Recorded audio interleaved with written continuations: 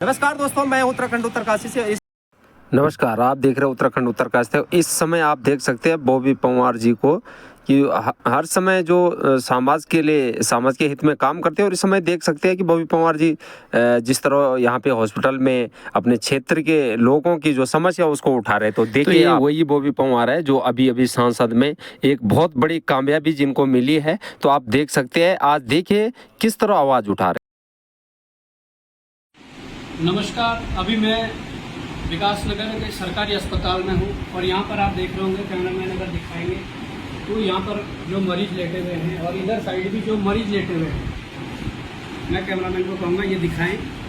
मैं कहना चाहता हूँ कि ये मरीज ना तो विकास नगर के हैं, ना पछवा दून के हैं, ना आसपास के हैं और ना किसी अलग अलग गाँव के हैं। ये मरीज सारे एक गाँव के हैं और ये मरीज चगराता क्षेत्र के ग्राम कोटा तपलाड़ के हैं। इन्हें ना कोई बड़ी बीमारी है, इनका ना एक्सीडेंट हुआ है, इनके लिए ना कोई ऐसी बड़ी बीमारी है कि जिसका उपचार वहाँ संभव ना हो, परंतु फिर भी केवल उल्टी दस्त होने पर चगराता के दूरस्थ गांवों से अगर विकास नगर और देहरादून की दौड़ लगानी पड़ रही है, तो मैं समझता हूँ कि ये इस सरकार की और इस सिस्टम की जो स्वास्थ्य सुविधाओं के प्रति जो इनका जो लचर जो व्यवस्थाएं हैं उनकी पोल पट्टी खोल रही है। अब मैं ये कहना चाहता हूँ कि उस गांव में बड़ी बिल्डिंग एक अस्पताल के रूप में है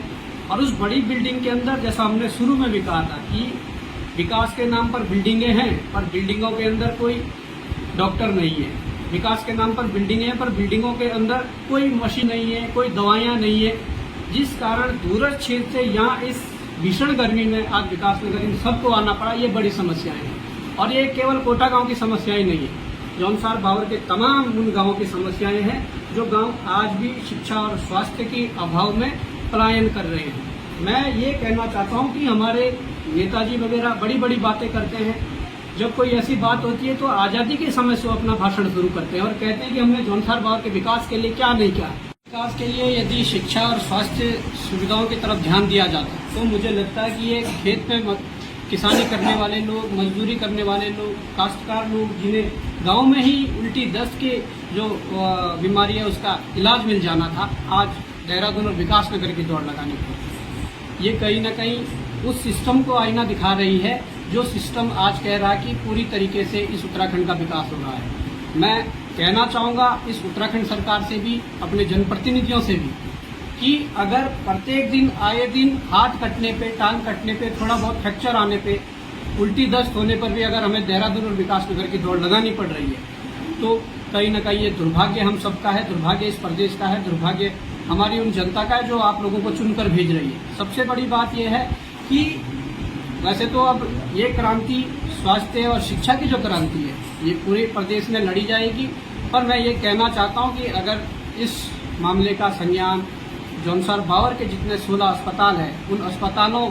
में डॉक्टर और दवाइयों की अगर व्यवस्था समय से नहीं हुई तो एक बड़ी क्रांति इस पूरे उत्तराखंड के अस्पतालों और स्कूलों के लिए लड़ी जाएगी, छेड़ी जाएगी और कहीं ना कहीं इस लड़ाई को आगे बढ़ाया जाएगा। मैं कहना चाहता हूँ कि इस प्रकार से जो यहाँ पर बड़े गर्मी में और इस खस्ता हालत में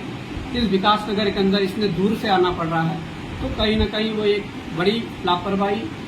हमारे सिस्टम की है और उस सिस्टम को जागना चाहिए, उस सिस्टम को कहीं ना कहीं इसमें सुधार लाना चाहिए।